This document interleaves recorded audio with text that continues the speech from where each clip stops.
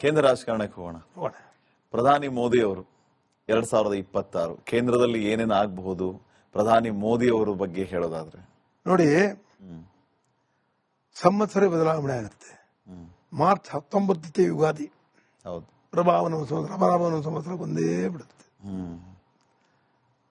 ಇದ್ರ ಹಿಂದೆ ಕ್ರೋಧಿನಾಮ ಸಂವತ್ಸರ ಇತ್ತು. ಎಷ್ಟು ಕ್ರೋಧ, ಎಷ್ಟು ಗಲಾಟೆ, ಎಷ್ಟು ಕೋವಿಡ್ ಸಾವುಗಳು ಎಲ್ಲ ನೋಡ್ಬಿಟ್ಟಿಲ್ವಾ ನೀವು?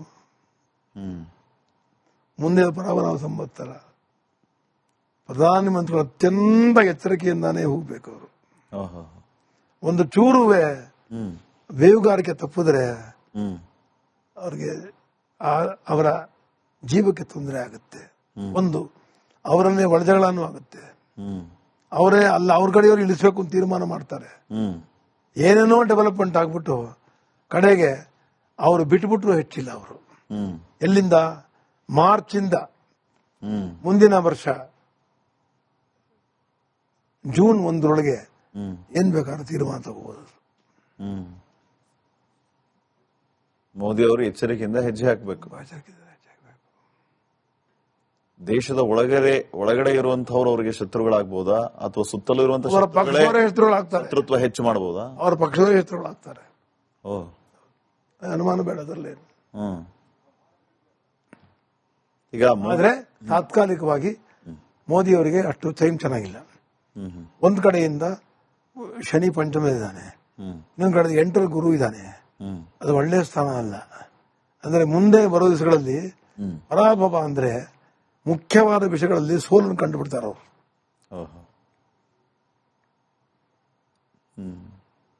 ನನ್ನ ಪ್ರಕಾರ ಅವರು ಇವಾಗ ಕೂತಿದ್ದಾರೆ, ರಾಷ್ಟ್ರಕ್ಕೆ ಮಾತ್ರ ಸೀಮಿತವಾಗಿರಬೇಕು.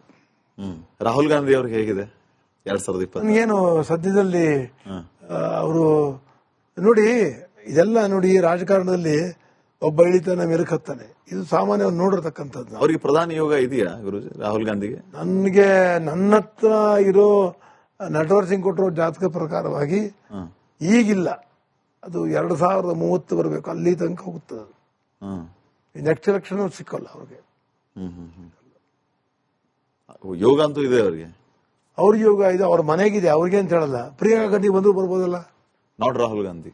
ಅವ್ರ ಮನೆಯಲ್ಲಿ ಒಬ್ರು ಮತ್ತೆ ಪ್ರಧಾನಮಂತ್ರಿ ಆಗ್ತಾರೆ, ಅಷ್ಟು ಮಾತ್ರ ಹೇಳ್ಬಾರೆ. ಅಚಾನಕ್ ಆಗಿ ಮೇನಕಾ ಗಾಂಧಿ ಪಕ್ಷ ಮಾಡಿ ಈಚೆ ಬಂದ್ಬಿಟ್ರೆ ಏನ್ ಮಾಡ್ತೀರ? ಇವಾಗ ಸಂಜಯ್ ಗಾಂಧಿ ಅವ್ರ ಹೆಂಡತಿ ಅಲ್ವಾ, ಯಾಕೆ ಬರಬಾರ್ದು? ಅವರು ಹೇಗಿರು ಬಿಜೆಪಿ ದೂರ ಇಟ್ಟಿದ್ರೆ ಅಚಾನಕ್ ಆಗಿ ಬೆಳ್ಕೊಂಡ್ಬಿಟ್ರು. ಕೇಂದ್ರ ರಾಜಕಾರಣಕ್ಕೆ ಹೋಗೋಣ. ಪ್ರಧಾನಿ ಮೋದಿ ಅವರು 2026 ಕೇಂದ್ರದಲ್ಲಿ ಏನೇನು ಆಗಬಹುದು, ಪ್ರಧಾನಿ ಮೋದಿ ಅವರ ಬಗ್ಗೆ ಹೇಳೋದಾದ್ರೆ ನೋಡಿ, ಸಂವತ್ಸರ ಬದಲಾವಣೆ ಆಗುತ್ತೆ. ಮಾರ್ಚ್ 19 ಯುಗಾದಿ. ಹೌದು. ಪ್ರಭಾವನ ಸಂವತ್ಸರ ಒಂದೇ ಬಿಡುತ್ತೆ. ಇದ್ರ ಹಿಂದೆ ಕ್ರೋಧಿನಾಮ ಸಂವತ್ಸರ ಇತ್ತು. ಎಷ್ಟು ಕ್ರೋಧ, ಎಷ್ಟು ಗಲಾಟೆ, ಎಷ್ಟು ಕೋವಿಡ್ ಸಾವುಗಳು ಎಲ್ಲ ನೋಡ್ಬಿಟ್ಟಿಲ್ವಾ ನೀವು? ಮುಂದೆ ಪ್ರಭಾವನ ಸಂವತ್ಸರ. ಪ್ರಧಾನಮಂತ್ರಿಗಳು ಅತ್ಯಂತ ಎಚ್ಚರಿಕೆಯಿಂದಾನೇ ಹೋಗ್ಬೇಕು. ಅವರು ಒಂದು ಚೂರುವೆ ಬೇವುಗಾರಿಕೆ ತಪ್ಪಿದ್ರೆ ಅವ್ರಿಗೆ ಅವರ ಜೀವಕ್ಕೆ ತೊಂದರೆ ಆಗುತ್ತೆ. ಒಂದು ಅವರನ್ನೇ ಒಳಜಗಳೂ ಆಗುತ್ತೆ. ಅವರೇ ಅಲ್ಲ, ಅವ್ರ ಕಡೆಯವರು ಇಳಿಸ್ಬೇಕು ಅಂತ ತೀರ್ಮಾನ ಮಾಡ್ತಾರೆ. ಏನೇನೋ ಡೆವಲಪ್ಮೆಂಟ್ ಆಗ್ಬಿಟ್ಟು ಕಡೆಗೆ ಅವರು ಬಿಟ್ಬಿಟ್ರು ಹೆಚ್ಚಿಲ್ಲ. ಅವರು ಎಲ್ಲಿಂದ? ಮಾರ್ಚ್ ಇಂದ ಮುಂದಿನ ವರ್ಷ ಜೂನ್ 1 ಏನ್ ಬೇಕಾದ್ರೂ ತೀರ್ಮಾನ ತಗೋಬಹುದು. ಮೋದಿ ಅವರು ಎಚ್ಚರಿಕೆಯಿಂದ ಹೆಜ್ಜೆ ಹಾಕಬೇಕು. ದೇಶದ ಒಳಗಡೆ ಇರುವಂತವ್ರು ಅವರಿಗೆ ಶತ್ರುಗಳಾಗಬಹುದಾ, ಅಥವಾ ಸುತ್ತಲೂ ಇರುವಂತಹ ಶತ್ರುತ್ವ ಹೆಚ್ಚು ಮಾಡಬಹುದಾ? ಅವರ ಪಕ್ಷದವರೇ ಶತ್ರುಗಳಾಗ್ತಾರೆ. ಅನುಮಾನ ಬೇಡ ಅದರಲ್ಲಿ. ಈಗ ಆದ್ರೆ ತಾತ್ಕಾಲಿಕವಾಗಿ ಮೋದಿ ಅವರಿಗೆ ಅಷ್ಟು ಟೈಮ್ ಚೆನ್ನಾಗಿಲ್ಲ. ಒಂದ್ ಕಡೆಯಿಂದ ಶನಿ ಪಂಚಮ ಇದ್ದಾನೆ, ಇನ್ನೊಂದ್ ಕಡೆ 8ರ ಗುರು ಇದ್ದಾನೆ. ಅದು ಒಳ್ಳೆಯ ಸ್ಥಾನ ಅಲ್ಲ. ಅಂದ್ರೆ ಮುಂದೆ ಬರೋ ದಿವಸಗಳಲ್ಲಿ ಪರಾಭವ ಅಂದ್ರೆ ಮುಖ್ಯವಾದ ವಿಷಯಗಳಲ್ಲಿ ಸೋಲನ್ನು ಕಂಡುಬಿಡ್ತಾರ ಅವರು.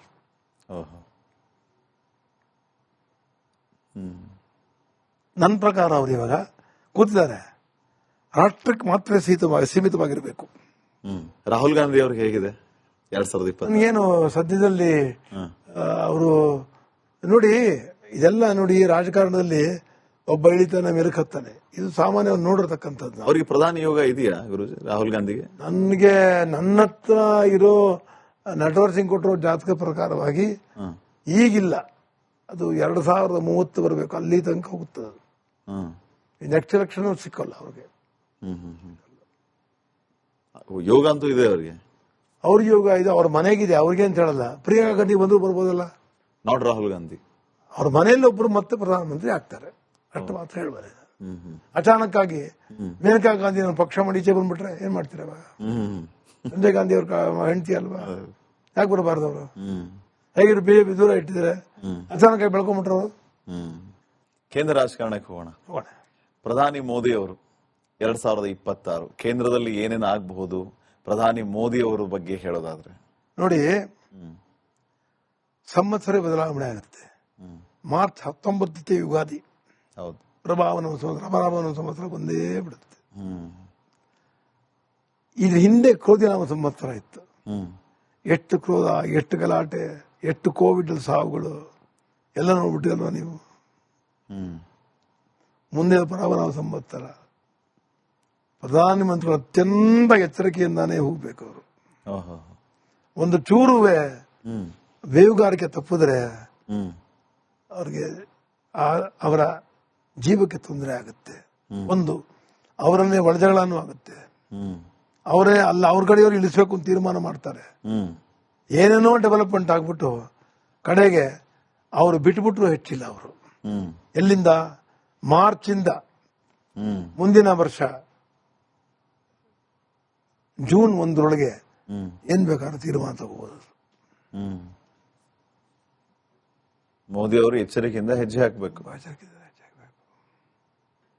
ದೇಶದ ಒಳಗಡೆ ಇರುವಂತವ್ರು ಅವರಿಗೆ ಶತ್ರುಗಳಾಗಬಹುದಾ, ಅಥವಾ ಸುತ್ತಲೂ ಇರುವಂತಹ ಶತ್ರುತ್ವ ಹೆಚ್ಚು ಮಾಡಬಹುದಾ? ಅವರ ಪಕ್ಷದ ಶತ್ರುಗಳಾಗ್ತಾರೆ, ಅನುಮಾನ ಬೇಡ ಅದರಲ್ಲಿ. ಈಗ ಆದ್ರೆ ತಾತ್ಕಾಲಿಕವಾಗಿ ಮೋದಿ ಅವರಿಗೆ ಅಷ್ಟು ಟೈಮ್ ಚೆನ್ನಾಗಿಲ್ಲ. ಒಂದ್ ಕಡೆಯಿಂದ ಶನಿ ಪಂಚಮ ಇದ್ದಾನೆ, ಇನ್ನೊಂದ್ ಕಡೆ 8ರ ಗುರು ಇದ್ದಾನೆ. ಅದು ಒಳ್ಳೆಯ ಸ್ಥಾನ ಅಲ್ಲ. ಅಂದ್ರೆ ಮುಂದೆ ಬರೋ ದಿವಸಗಳಲ್ಲಿ ಪರಾಭವ ಅಂದ್ರೆ ಮುಖ್ಯವಾದ ವಿಷಯಗಳಲ್ಲಿ ಸೋಲನ್ನು ಕಂಡುಬಿಡ್ತಾರೆ ಅವರು.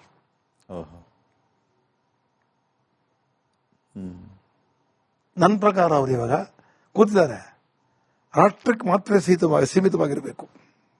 ರಾಹುಲ್ ಗಾಂಧಿ ಅವ್ರಿಗೆ ಹೇಗಿದೆ 2020? ಏನು ಸದ್ಯದಲ್ಲಿ ಅವರು ನೋಡಿ, ಇದೆಲ್ಲ ನೋಡಿ ರಾಜಕಾರಣದಲ್ಲಿ ಒಬ್ಬ ಇಳಿತಾನೆ ಮೆರುಕತ್ತಾನೆ, ಇದು ಸಾಮಾನ್ಯವಾಗಿ ನೋಡಿರ್ತಕ್ಕಂಥದ್ದು. ಅವರಿಗೆ ಪ್ರಧಾನಿ ಯೋಗ ಇದೆಯಾ ಗುರುಜಿ ರಾಹುಲ್ ಗಾಂಧಿಗೆ? ನನಗೆ ನನ್ನ ಹತ್ರ ಇರೋ ನಟವರ್ ಸಿಂಗ್ ಕೊಟ್ಟಿರೋ ಜಾತಕ ಪ್ರಕಾರವಾಗಿ ಈಗಿಲ್ಲ, ಅದು 2030 ಬರಬೇಕು, ಅಲ್ಲಿ ತನಕ ಹೋಗುತ್ತದೆ. ನೆಕ್ಸ್ಟ್ ಎಲೆಕ್ಷನ್ ಸಿಕ್ಕಲ್ಲ ಅವ್ರಿಗೆ. ಯೋಗ ಅಂತೂ ಇದೆ ಅವರಿಗೆ. ಅವ್ರ ಯೋಗ ಇದೆ, ಅವ್ರ ಮನೆಗಿದೆ, ಅವ್ರಿಗೆ ಅಂತ ಹೇಳಲ್ಲ. ಪ್ರಿಯಾಂಕಾ ಗಾಂಧಿ ಬಂದ್ರು ಬರ್ಬೋದಲ್ಲ, ನಾಟ್ ರಾಹುಲ್ ಗಾಂಧಿ. ಅವ್ರ ಮನೆಯಲ್ಲಿ ಒಬ್ರು ಮತ್ತೆ ಪ್ರಧಾನಮಂತ್ರಿ ಆಗ್ತಾರೆ, ಅಷ್ಟು ಮಾತ್ರ ಹೇಳ್ಬಾರೆ. ಅಚಾನಕ್ ಆಗಿ ಮೇನಕಾ ಗಾಂಧಿ ಪಕ್ಷ ಮಾಡಿ ಈಚೆ ಬಂದ್ಬಿಟ್ರೆ ಏನ್ ಮಾಡ್ತೀರ? ಸಂಜಯ್ ಗಾಂಧಿ ಅವ್ರ ಹೆಂಡತಿ ಅಲ್ವಾ, ಯಾಕೆ ಬರಬಾರ್ದು ಅವರು? ಹೇಗಿರು ಬಿಜೆಪಿ ದೂರ ಇಟ್ಟಿದ್ರೆ ಅಚಾನಕ್ ಆಗಿ ಬೆಳ್ಕೊಂಡ್ಬಿಟ್ರು ಅವರು.